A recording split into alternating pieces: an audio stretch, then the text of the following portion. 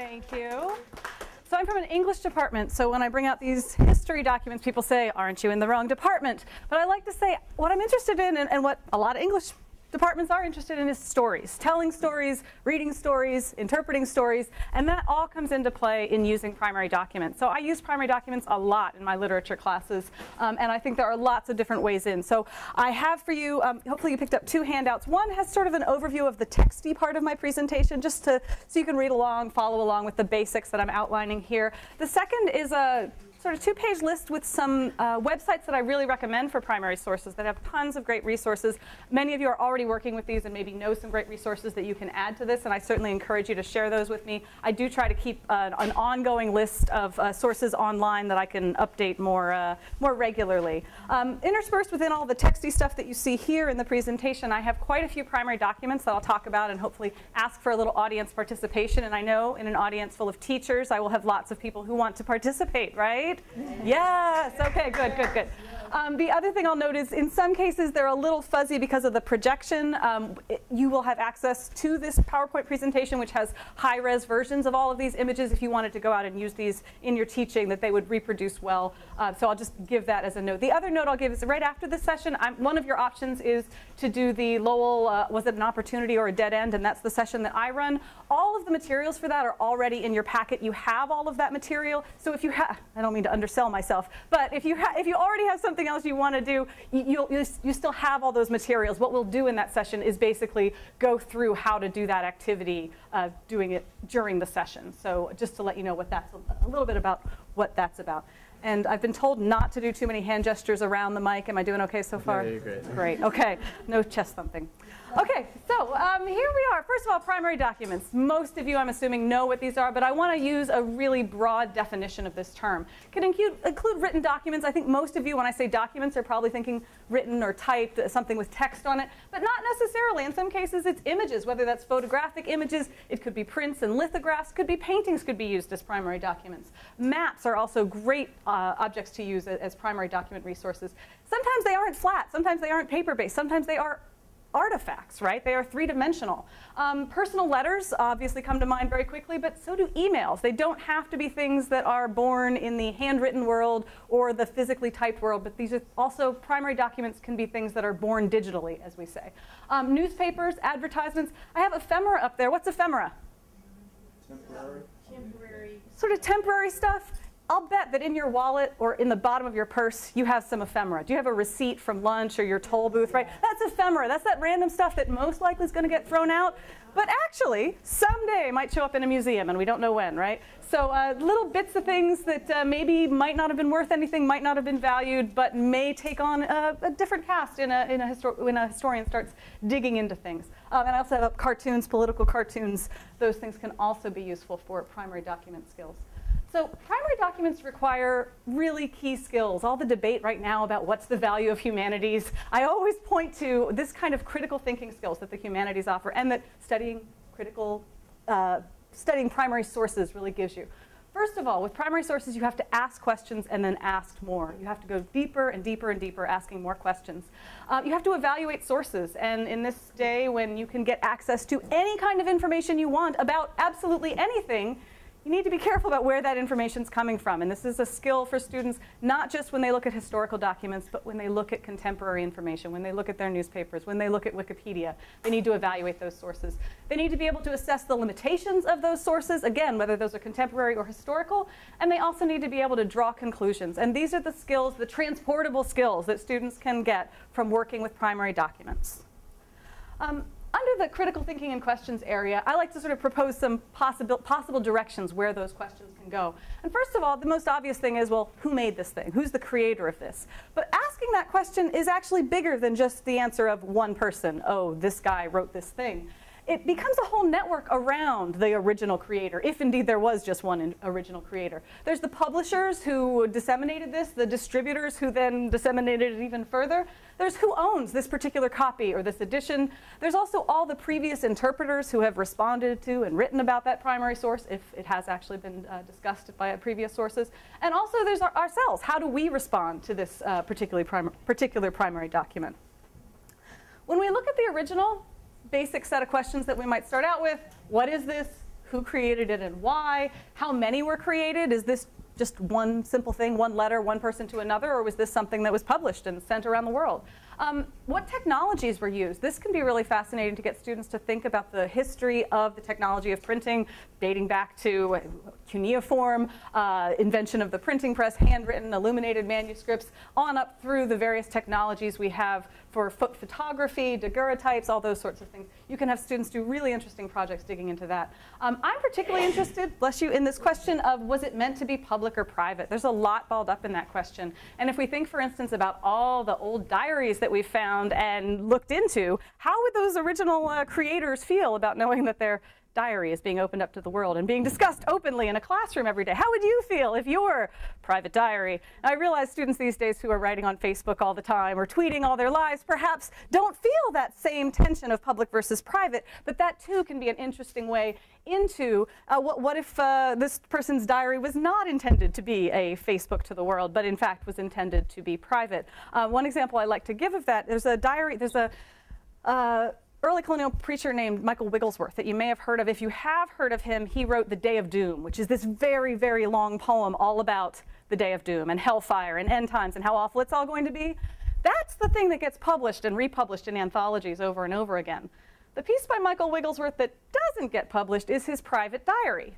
With good reason, we might say, right? That's his private diary. But historians are really excited about his private diary because part of his private diary is written in code. So not only is it this private document, but he's attempted to make it, bless you, even more private by writing it in code. Mind you, in a code that wasn't broken until the 1960s, when someone finally sat down with it, worked on it, figured it out, and said, oh, the reason it's in code is because he is having some impure thoughts about his students. All right, so this complicates our perspective of Michael Wigglesworth. He's writing about doom and gloom and end times, and at the same time having this deep and profound personal struggle with his own feelings, attitudes, and desires. So this public or private question, whoa, is that okay that we broke that code? Is that okay that now I have my students reading that instead of his Day of Doom? Is this a good thing or not? We also obviously ask about when it was created, and we want to think about what does it tell me about the creator and his or her life. So in the case of Michael Wigglesworth, his poem tells me one thing about his life. That diary tells me something very different. And in what ways might specific primary documents come up against and provide a conflicting or contrasting response or idea about a time period or about a person? All right, this is the first of my sample documents, and I stole this. I don't know if anyone here reads Slate. They have quite a few really nice pieces that they do on digging. It's called The Vault, is one of the series that they have. This is some sample material from an article called Permanent Record by Paul Lucas. And he was in Manhattan, and this building that was going to be torn down, he found a cache of report cards from the 1920s. And my point here is, they don't have to be about famous people. There was no one famous in there. There were no Astors going to this Manhattan trade school. But the information you can get out of this stack of report cards is really, really fascinating. And I would point out one thing that I find interesting about this is that there's two sort of levels, lots of levels, but two levels that I like to think about this. First of all, the card itself is a pre-printed thing, right? They collected the same information about all these students. So that's interesting for data. Even if you just had a blank document, the blank form, I think there's some really fascinating things, conclusions that you could draw, even without the specific data, just thinking about the kind of data. So for instance, the obvious name, address, where this person's from, but I was intrigued by they want father's name and occupation, mother's name and occupation. What kind of assumptions are built into that about family structure, about how important that is to this student's progress in this school? She also moved around a lot. We also can, for this specific data, person's data, Marie, we can find out, we can see all the places that she moved during her time there. The other piece for me on the card that I thought was interesting was this down here, physical defects. The terminology that's used, the specific data that's collected, just gives you so much insight into here's what was valued, here's what was cataloged. Yeah. What's interesting is at our school district, we still have occupation on everything for the student parents. Yeah. We're in New York State, we still collect that. I mean, I understand work phone number or work email or something you might have, but we have the occupation there. Yeah, we do too. And then we have little cards. I know. That's a good question, right? Yeah, you want the work number, the contact number, but why is it important that Johnny's dad is this and Molly's dad is this, right? I don't know, what's going on? So I think there's lots of... Oh, I know. They want to get like speakers. Sometimes we'll scroll through and see if we want engineers To bring a come speaker, visit. okay. That's not why you're here. I was trying to be nice.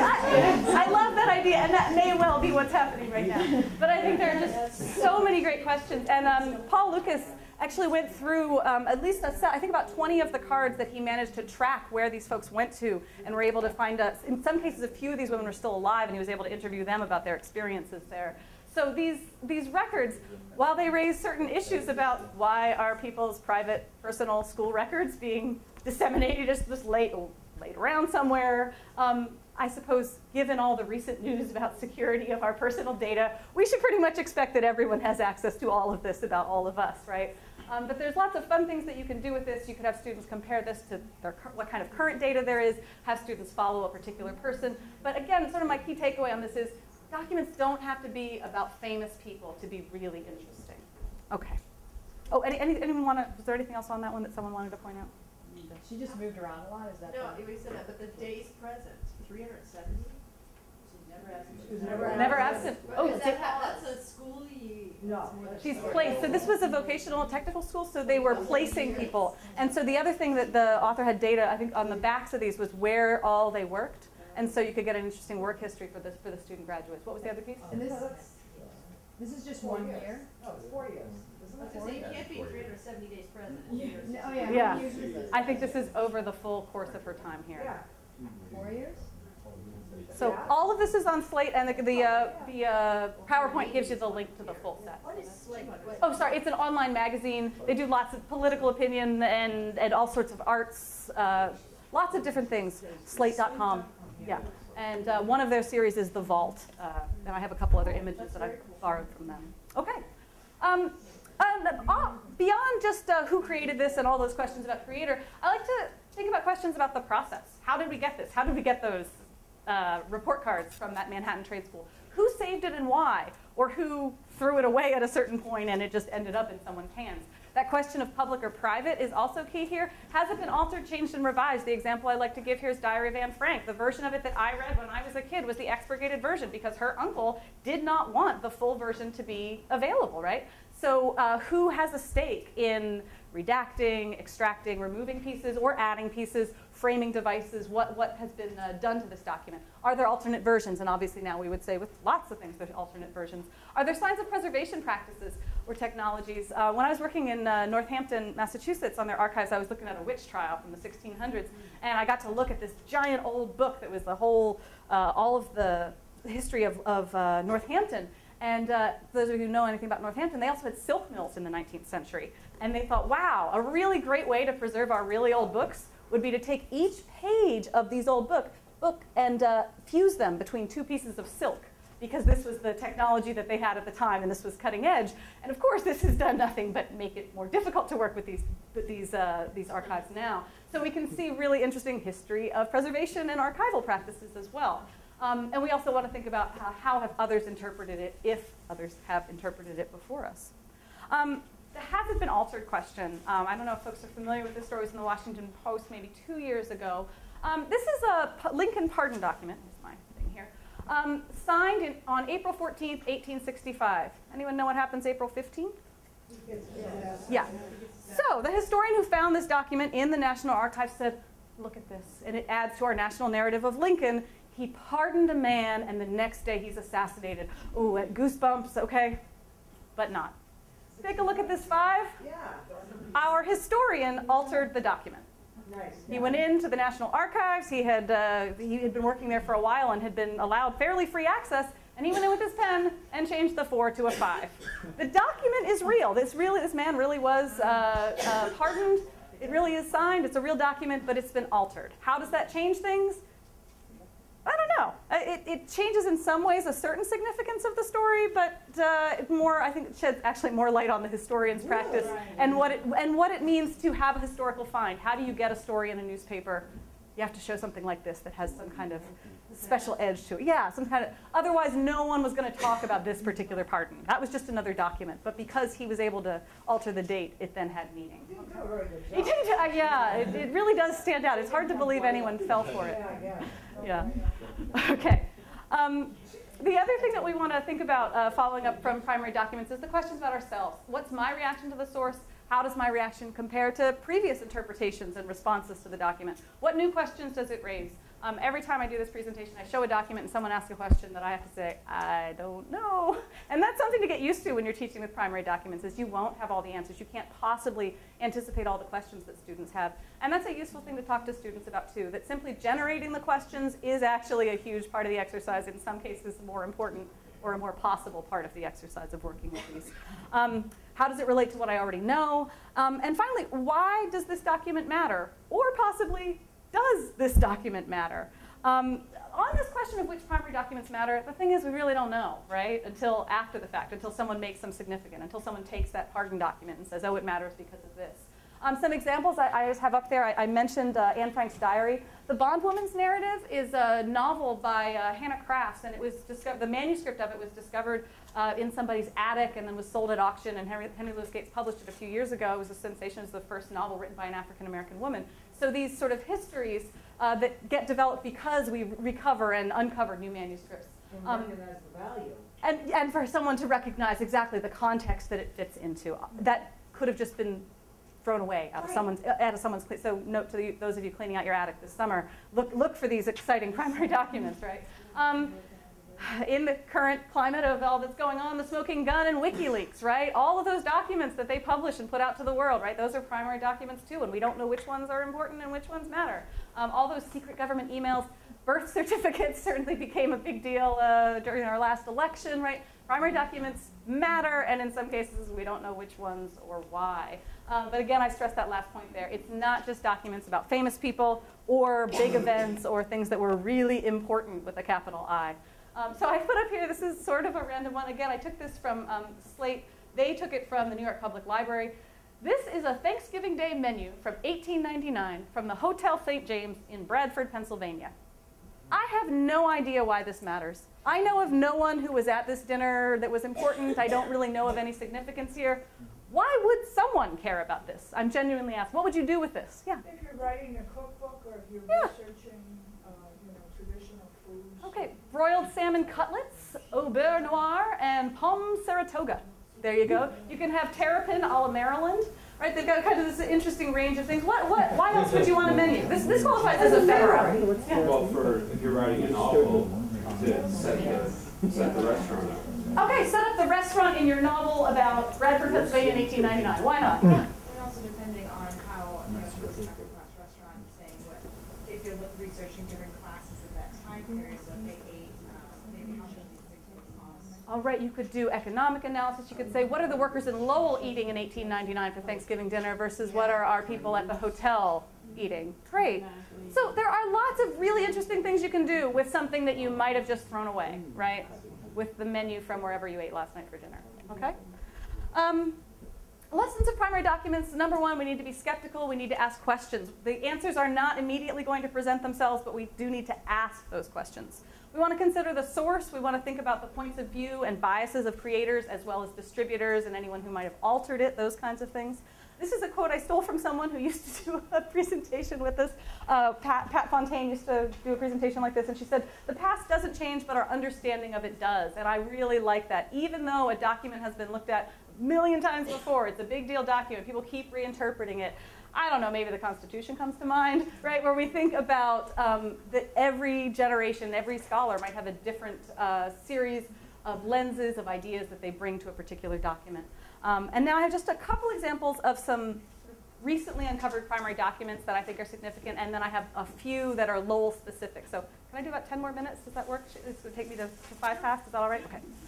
All right. So here's one of the new documents. This is actually a document written in 1963, but not discovered until 2010. This is a poem that Ted Hughes wrote after his wife, Sylvia Plath, took her own life. Now, folks who might know a little bit of their history know that this was not a really positive relationship, partly as evidenced by Sylvia Plath taking her life.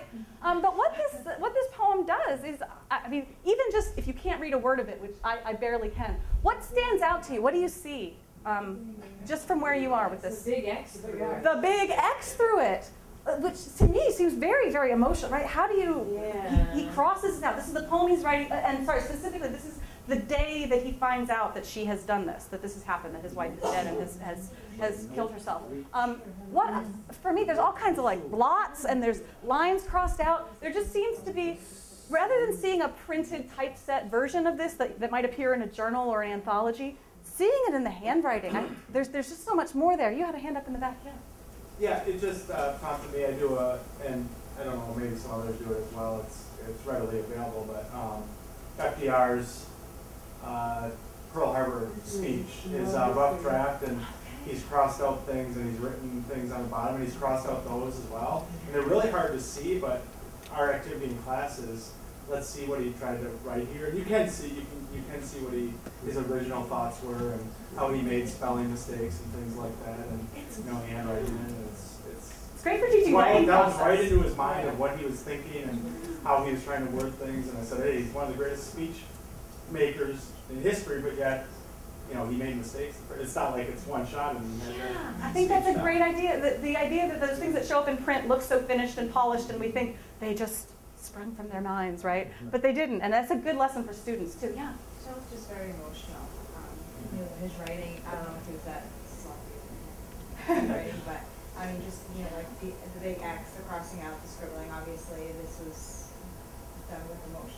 Yeah, you can certainly compare it to other manuscripts that we have in his hand and see what's It's happening. kind of like how dare you, how dare you take your life. It's like, The anger and emotion. yeah, Absolutely. For anyone who works on poetry in classrooms, Emily Dickinson's manuscripts, if you're looking for a 19th century text, all of those have been have been scanned. Those fascicles that she wrote them out by hand, you can see really interesting things because editors have done terrible things to her writing, putting in different punctuation and changing words and lines and things. So lots of possibilities for close reading when you're using primary documents. This is another one. It's a kind of, again, the sort of amazing sleuth work that can be done. So 1641, Descartes, I think, therefore I am. He's writing letters all his life, and he has this one particular letter. I'm not sure who he was writing to here, but it was stolen in the 1840s from the library. There was this notorious document thief who had terrible gambling debts, and he was stealing all these famous documents from libraries and then selling them to pay off his gambling debt. We don't know how, but somehow the document goes from the library in Switzerland to this guy, this thief, and ends up at Haverford College in Pennsylvania. An undergraduate student doing research in the special collections discovers it, and it's now since been repatriated to the library that it was stolen from. But this happened just in 2010. So these documents, they're in some file drawer somewhere. They're in some.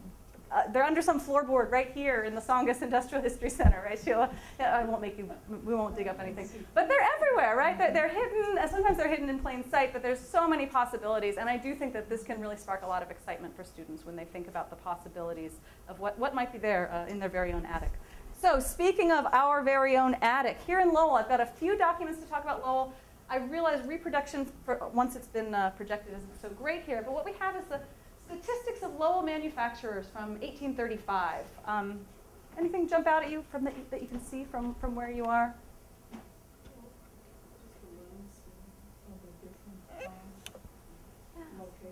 Across here we have the names of all the different mills that exist in 1835. So just as a data point, here's how many mills there are. Here's what their names are. Can folks see some of the details on the side? Yeah. It's like the Lawrence mill is the biggest. Okay, Well, yeah. it has the most like spindles and looms, but then it has it doesn't have the most workers. The Merrimack has more workers, and so there's like probably women were probably tending 3-4 machines a piece. You can draw some very interesting conclusions by comparing those numbers just within this chart. Yeah. Average wages. I love this down here. Average wages of females clear of board, $1.90 per week. Of males clear of board, 80 cents per day. Why not keep those in the same unit? That might be a reason, but why present? So the money is different. I mean, obviously the money amount is different, but why present it? It looks less dramatic. It in fact looks on a quick view that the women are doing better than the men, but in fact they're not, right? So there's a little bit of dishonesty. There's a little bit of sleight of hand going on with that document, right? Why not put out exactly what they're making per day, per week? You have a comment? I was just thinking, embedded in the middle of all of this is the people being counted. They don't seem to be able to stand out as anything different from all the objects. I love that. So we've got capital stock, we've got spindles, we've got looms, females employed, males employed. They are just another resource. They are like the coal, the wood that comes in, right? So these are all numbers. The other piece that always gets me is the gallons of coal, wood per annum, where is the one? How it's warmed. They're all hot air furnaces except one guy's got steam. Like, why is that an important data piece? Again, I sort of come up against these questions that maybe we can't answer, but some curiosities with these documents. So this is available from the National Archives. I've got a link to it in the document, and it's in a high resolution version that's much easier to work with. So I'll skip through to the next slide, which is the same data, but for 1857, so a little bit later. Anything that jumps out to you? Yep, we've got women and men shoved in there. Wait, spindles, looms, yards. Great, where are they? Yeah, so all those little details. Barely read it. They've made it even more dense. Also, the crimes against fonts here are epic, right? That's way too many fonts. It's like, so as if we don't have enough data here, we're going to add a census, right? We're just going to keep putting more and more information into this space. Where are we looking? Okay, and here we can get data about wages, whether they change. 37, I think. This is 57. Sorry, let me check. 1835. They were making $1.90 a week, and now it's $2. Is that $2? Yes, $2. They're still per day, the guy. And they still have per day. So they haven't taken my advice about changing up those units. Yeah. No, but they're making. Look, how much are the guys making now? Let's see if I can see that any better on my screen here. They're still at 80 actually. The men have not had an increase. So that's revealing. Yeah.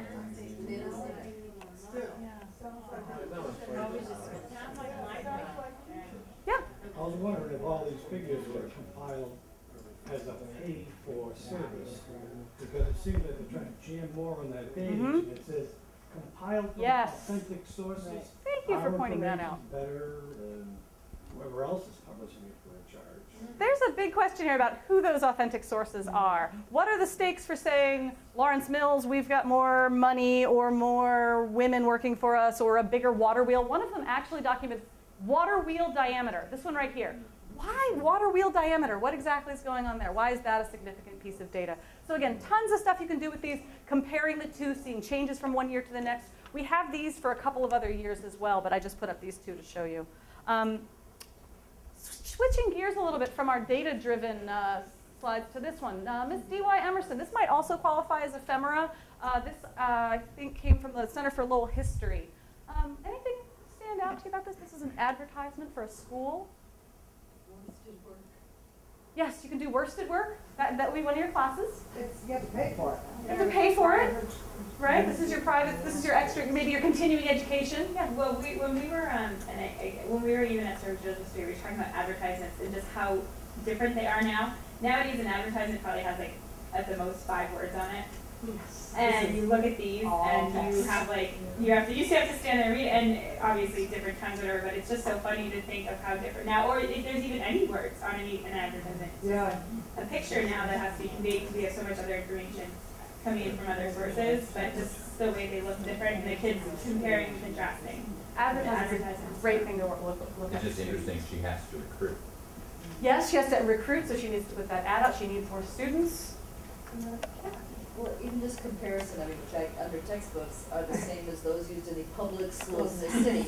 So then you just know there's public and private, that she's obviously a private school as opposed to being a public school. But they're using the latest in books. Exactly. Also, do you think that a fancy private school today would be advertising? They use the same, right, for all that's inflected with. But she's advertising that that's seen as a positive for the school. This speaks volumes, right, about what's valued in this culture. My favorite line is this last one here. No pains will be spared to make the school pleasant and profitable. Or Miss Emerson, maybe, right? All right, so I've got one more school thing and then an ad, and then I think I'll wrap up. Sorry, Sheila, I'm running a bit late. How would you all feel? Well, more importantly, how would your students feel if this were published in your local newspaper? This is the examination of the Lowell High School from 1856. It lets us know that we have a male department and a female department. You might want to note the differences in subject matter that is taught to each of them. We also get the number of students. But what I love, and I've got the second page of it's on the next slide, they are listed by name, every single student by name. You can see their attendance, their absence, their deportment, and their class rank. Deportment, you guys grading on that these days? I'll show you down at the bottom, we can see this nice little detail here. The presence and absence are reckoned in half days. Highest rank is 8.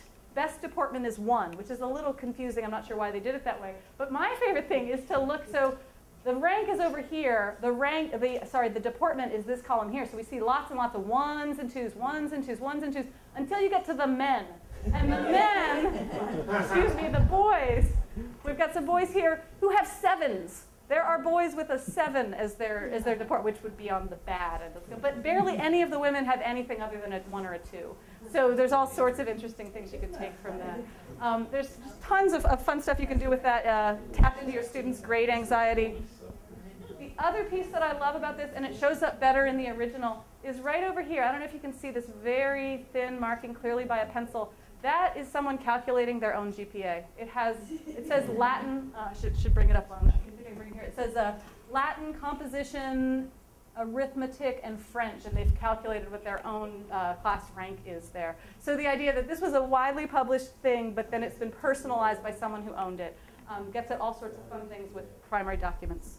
All right, that's available to you. Coming back to the advertisement that we were talking about with the possibilities for advertisements, this one is certainly more image-based.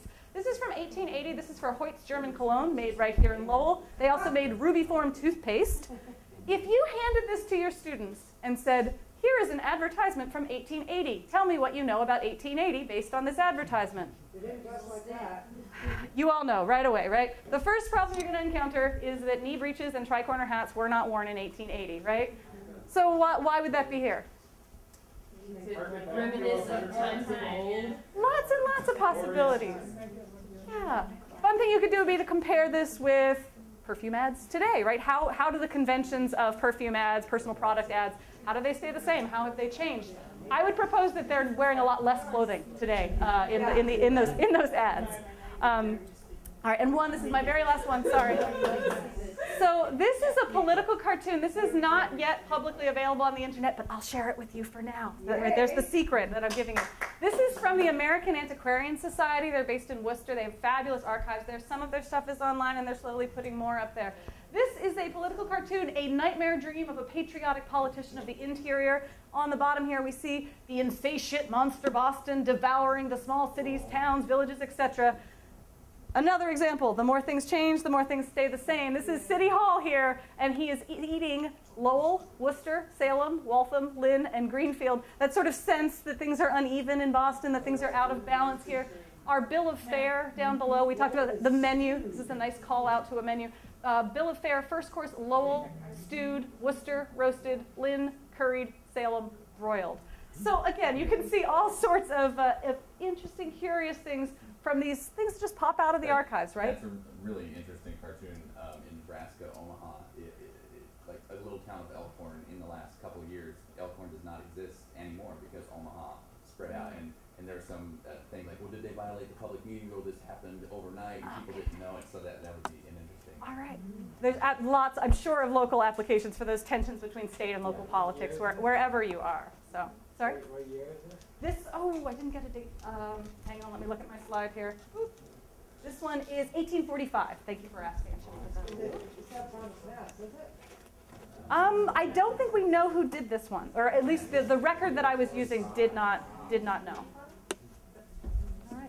Well, that's what I have for you today. Sorry I ran this up a little bit long, but I had some fun documents. Thank you.